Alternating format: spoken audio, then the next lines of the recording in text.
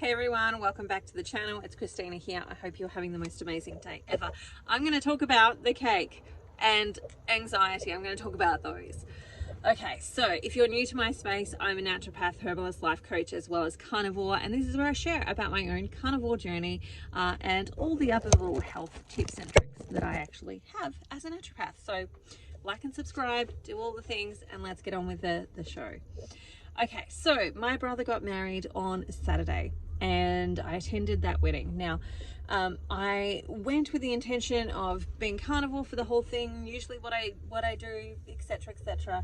But then the cake came out, and normally I would say no to the cake, but I was just like, I actually would like to have the cake. And they had a couple of birthdays, so there was 3 cakes in this this bowl of cake that we got, and it wasn't a huge piece, like it wasn't like big slabs of cake. It was a reasonable size amount of cake, and you got these 3 cakes, a little bit of each one of them. Anyway, so I decided, yep, okay, I'll have the cake. It's a wedding. Like, when am I going to see my brother get married again? Hopefully this is his last marriage, etc., etc. And I've got really only one brother left, so at that point it's just like, okay, I'm going to have the cake. So I decided to have the cake, and it was all good and fine. I knew that there would be repercussions. I knew that there would be consequences, in the sense that my blood glucose would be up and I'd have to do some more work to get it back down and all of that type of stuff. But I took that, I made the decision that I was going to accept that and spend a week getting myself back on track and all of that type of stuff. Well, it's been interesting. Let's say it has been interesting. So normally I know that it's going to take me about a week or 2 to get back on track if I've had one of these types of things.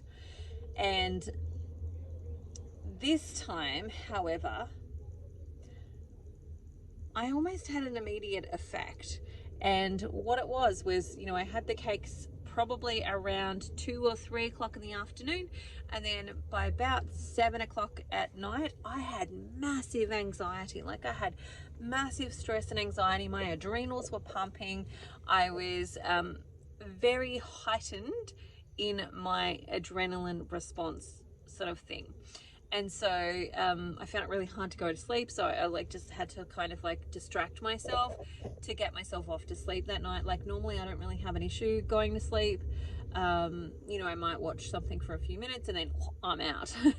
But I'm also up really early as well. So, it doesn't take me much to get to sleep, because I'm also up usually by about 4:30, 5 o'clock in the morning. And so for me, it was really hard to get off to sleep. And I just had the adrenal pump. So if you've ever had adrenaline pumping, you'll know what I'm talking about. It's like this pain or this burning sensation around the back of your back, where your kidneys are. It's kind of just above them. And it's just like... And so for me, that was very like, oh my God, I've never experienced this before. I've never experienced this before when it came to having some stuff. And I've not had a lot of stuff over the last 9 months. So for example, the pavlova was probably the first one that I had at Christmas time. Oh no, sorry. My daughter's 18th birthday cake. I had some of her 18th birthday cake in November. December, I had some pavlova for Christmas Day. And then I haven't really had anything else. Or no, I have had a little bit of thing just here and there, like really, like not very much. Like, I would not have it more than once a month. Probably I'd not even every month, like maybe every second month I maybe have had like one small tiny thing. And so yeah, this was the first one where I've had something and I've had this absolute reaction to it. Maybe when I'm thinking about the other times, it's been like really accidental times. So there was a time when, where were we? Just trying to think where we actually were, but I think we were further north in Queenslanding area, and I ate some chicken wings because I hadn't prepared. I was out, I bought some chicken wings, and they must have put in like some gluten or something on those chicken wings, and man, oh man, I had the worst headache the next day. So I'm really careful most of the time about what I'm actually eating, and if I'm eating out, etc., what I'm actually eating, etc. But there is, you know, the occasional thing. And in this particular case, I had the cake and I had this massive anxiety reaction afterwards. And it took about 3 days for that to actually calm down. Now, yeah, I've got some anxiety in my life. You know, we're traveling Australia. I don't know where I'm sleeping in 2 weeks' time. All of that type of stuff. Like, there is some things for us to worry about and to be concerned about, but not more than what has previously taken place. And so the level of anxiety was very, very high and very noticeable for me. And it took about 3 days for that to really start to come down. And since then, I've been a little bit wiped. So since then, it's just taken me time to kind of recoup my energy and so on. And the sugar cravings are back. So of course, I knew that would probably, there's always this secret hope, all right? There's this secret hope inside of me that the sugar cravings aren't going to come, that it's just going to be the one thing and then that'll be it and I'll move on and etc, etc. That's not how it is. And I need to send myself a message that says, Christina, that's not how it is. You know that's not what's going to work, and that's not what's going to happen. Anyway, so sugar cravings are back, and I thought, well, I need to come and share this with you guys as well as tell you what I do. So instead of going, I'm not having anything, because I find that makes it harder for me, it tends to make me more fixated on the things that I can't have. What I do is I say to myself, you can go in and buy whatever you like in there after you eat these things. And so I usually will go and find like the fattiest meaty type thing that I can find. Cheese is another good one of those things. Some dairy often is a good thing for me to have, and I just like eat as much as I humanly can. So I'm at a little local IGA. I brought some pork belly. Now there's still tons of that pork belly left. My kids will eat some of that too. I usually pick out the fattiest bits that I can get, because that's the thing that's going to make me feel the fullest. This little IGA has the Meredith's goat's yogurt. They also had sheep's yogurt, but the sheep's yogurt was higher in carbohydrates. So this is actually the lowest I've found in carbohydrates so far. So this is 3.8 carbohydrates per 100 grams. It's 500 grams. They reckon that this will do 5 meals, 5 servings. I think probably maybe 3. Although I don't eat a lot of it. I've really had maybe 4 or 5 tablespoons full of it. And then I've got some camembert cheese, or some brie cheese here. So my deal with myself is I've got to eat these things first, and then after I eat them, if I still feel like going in and buying something like a chocolate bar or something else, then I'll go in and buy something.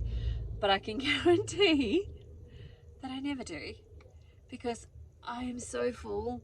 Like, I am so full, and I've not eaten a lot of these things. I've had like maybe 4 or 5 teaspoons of that yogurt.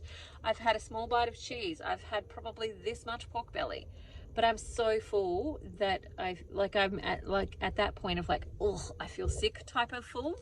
And that's kind of what I want, because it means then I just don't have room. Like the thought of going and let's say getting a Snickers or a Cherry Ripe, like the thought of that is like, no, I can't do it. Like, I'm so full. And that's what I want to do.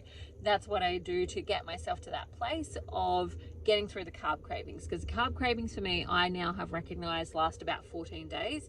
And if I can get through those 14 days without having anything and hitting that sweet button, then I'm generally good. I'm good to keep going. And sometimes it's a little bit quicker, but I give myself up just going through the next 14 days, just the next 14 days. But it also comes back to that place of like, you know, when I make these decisions to have something, then I'm also reminded that it takes me 14 days to get it back on track. And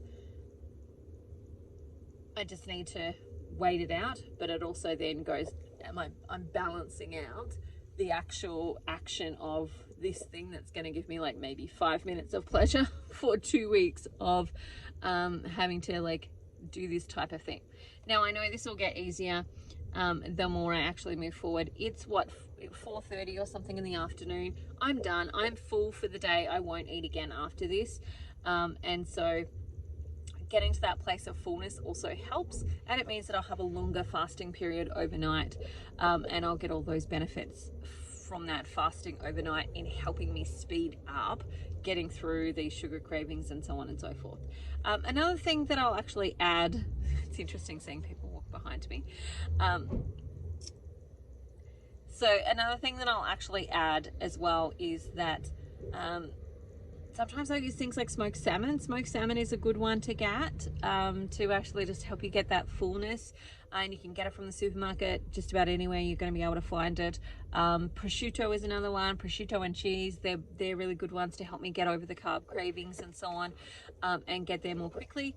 But you do want to stay away from you want to really stay away from like your no sugar type of drink. So like if it's you normally a Diet Coke drinker or whatever, this is the time where you kind of want to avoid that, because it will just keep those sugar cravings going for a little bit longer. And so this is when I would say just stick with your mineral water, your normal water, add a little bit of lemon juice to something, etc., to make it feel a little bit nicer, etc. But if you can do that, you'll get through the sugar cravings a little bit quicker. All right. Never before have I had cake and had massive anxiety. I've learned another lesson. And I do want to add, like while I'm talking about this, is that, you know, we can look at this as a failure. We can look at it and go, oh my God, I failed. Or we can go, no, it was just life. Like my brother got married. Like it's not an everyday occurrence. It's not something that happens all of the time. And it was just celebrating the wedding. And it's not going to happen all of the time, and it's not a failure if you learn something from it. And I have definitely learned something from it, and I think sometimes that when we go on these types of journeys, we have to fall off the wagon a little bit, whether it's a big fall off the wagon or a little one, which is just the cake, like a little type of thing. We have to go on these little things so that we recognize how good we feel when we're not consuming those foods. And it helps to reconfirm what we're actually doing and why we're actually doing it. So like when my clients come to me and they say, Christina, I did this, I'm never angry at them. Like there is no room for anger. One, you're a big deal. You're an adult. You get to choose what you want to do. And two, that doesn't serve any purpose whatsoever. How do we find some of the things that are keeping us stuck and stagnant? How do we learn these lessons about ourselves, etc., etc.? Like, you know, how do we gain these things if we never allow ourselves the space to actually have some stumbles? Because nobody gets to a path of success without having some stumbles along the way. So just embrace it, shake it off, move forward, do what you need to do to get through it, and then keep moving forward. All right, that's it for me today. I hope you have the most amazing day ever. If you want to come and join my support group, feel free. I'll put the link below, and I'll talk to you again soon. Bye for now. See you later.